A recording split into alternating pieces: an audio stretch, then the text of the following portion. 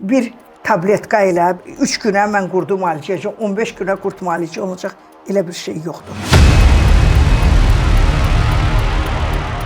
Bütün qurd dərmanlarının, tabletkaların hər birinin qaraciyərə mənfi təsiri var. Nəyə görə parazitlərin qanda təyini belə qlobal bir mövzuya çevrilir? Xəstə gözünlə görür paraziti, nəcis analizi dəfələrlə verir, çıxmaya bilir. Uşaq yuxudan duran kimi birinci növbədə valideyn alt paltarını dəyişməlidir. Autizmdə belə qurdun çox böyük rolu var. Bax, bu qurdlar anus ətrafında gecə qaşınma verə bilər.